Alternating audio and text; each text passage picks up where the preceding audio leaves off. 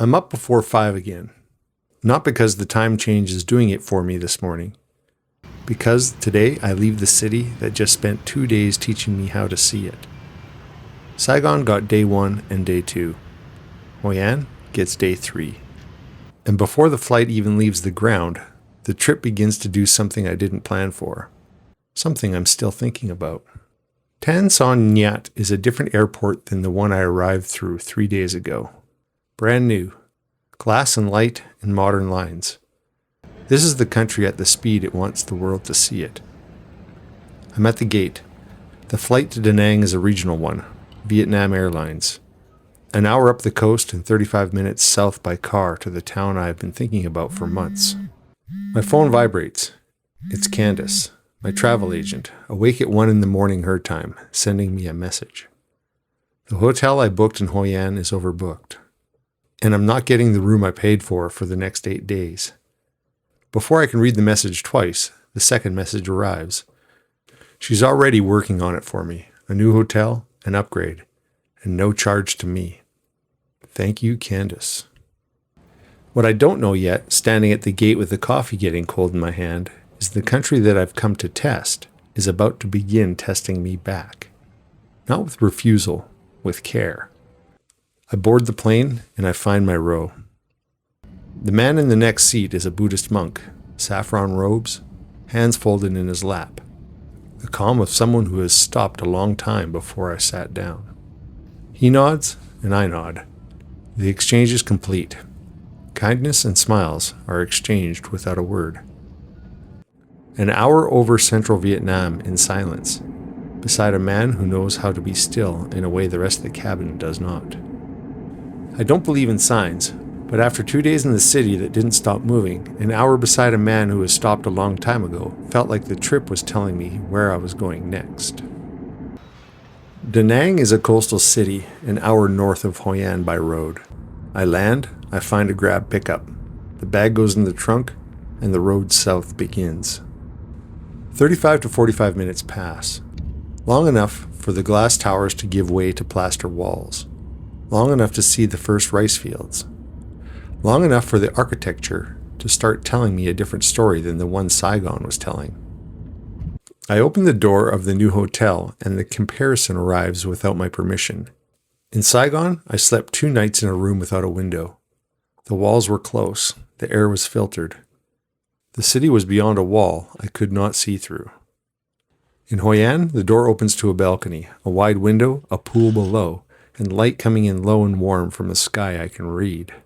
This is one night, on a way to a permanent room a few blocks away for 8 days ahead. But it is one night that says something the windowless room could not. The trip is taking care of me. I grab the camera and I walk out to find Old Town on foot. The neighborhood I'm crossing through has its own color vocabulary. Yellow walls, weathered by years of monsoon. Ochre patches where the plaster is lifted.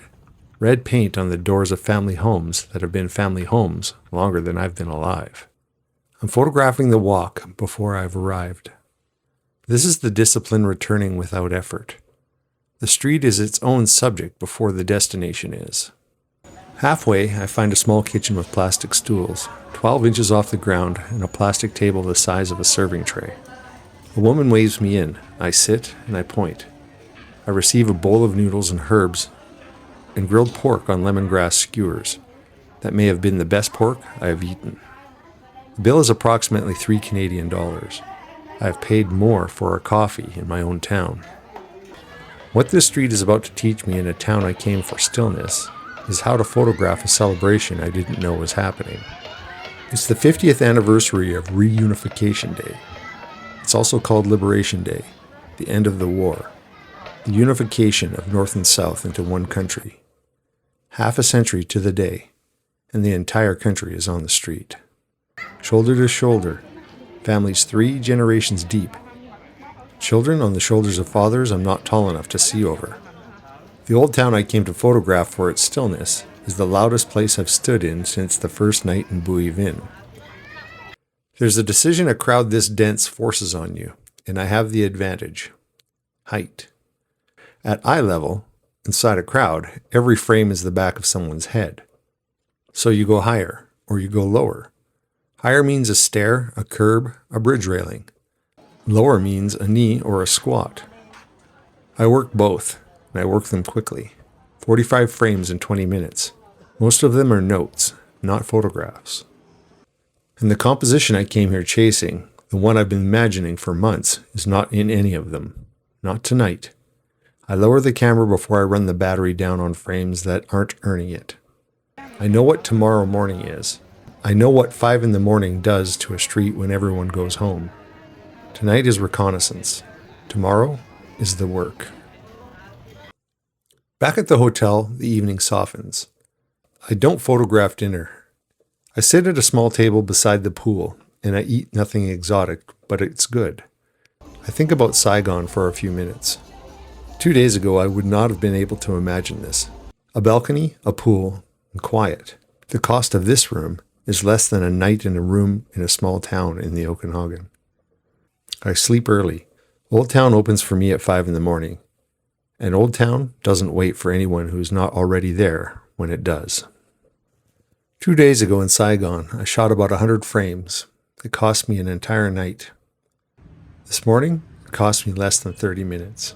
The eye has already begun to know what to look for. Just before 5 in the morning, I step out into the street that has no people in it. This is the same street that 12 hours ago held the entire country.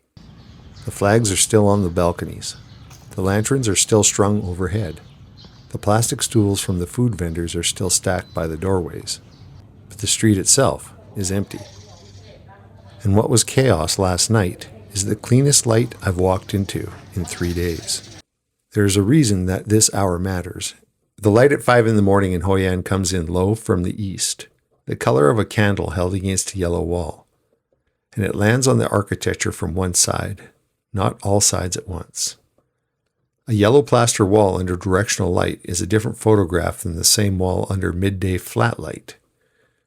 Under direction, you can see where it is rough, where it's been repaired, and what the rain has done to it. The Japanese covered bridge, the morning light catches the timber from a single angle. The carved details rise out of the wood. The reflection in the water below becomes a second photograph underneath the first. None of this is available at noon. I shoot the bridge at 28mm for the full length of it and the river in front. By the time the first shopkeeper opens its shutter, I've shot over 100 frames, and the frantic pace of last night is gone. I keep walking. The town is waking around me. A fruit cart, fresh bread, a cat waking up in the window, unbothered by the photographer passing by. I find my way to the central market a few blocks up along the river. Produce and seafood arriving every morning directly from the boats and farms. Herbs, greens, live fish, and fruit I don't have names for. And here is where the morning really gives me something. 3 days ago, this market would have been foreign. The faces, the movement, the language, and the smells. All of it. What used to seem foreign is becoming something I'm getting used to. I don't know what to do with that information yet. I'm going to keep walking and let it sit. On the way back to the hotel, I stop at a small stand for coffee and a banh mi. The coffee is the best I've had in 3 days, and also a work of art, with a tree carefully laid out in the foam and chocolate. I take my time with this coffee, and sit in the quiet and settle into the morning. The banh mi is a different sandwich than the famous one in Saigon, and somehow the better one. I eat walking, in the cooler air of the morning that is just starting to lift. 2 cities, 3 days, and underneath the work something is moving. The back is tight from the pace, but I'm pushing through and sitting when the pain becomes the focus. Saigon was the test, a light that does not wait, the street that doesn't cooperate. Hoi An is something else. Hoi An is the question of whether life could be made here. I don't have the answer yet. Last night I couldn't see the frame I'd been thinking about for months. This morning I made 100 of them, before the shopkeeper even opened a shutter. 2 versions of the same town in 12 hours, and 8 more days here to find out which version is the real one. In the afternoon, I switch hotels, and the trip has not yet stopped surprising me. I went to Hoi An to find out whether a slower town would let me photograph in a way Saigon would not. 3 days in, the question is bigger than that. The question underneath the practice is starting to answer, quietly, in the places I did not expect. The next episode goes deeper into Hoi An, the lantern boats on the Tubon River at night, once this festival has quieted back down. The hotel rescue on day 3 was work of a real person. Candace, my travel agent, she handled every leg of this trip, and on day 3 she handled a problem that would have wrecked my plans before I even knew I had one. Her link is in the description, and I recommend her without reservation. If you want a free guide on landscape photography techniques while you wait for the next episode, it's also in the description below. The advanced ebook covers the full process. I edit everything through DxO Photolab and the Nick collection.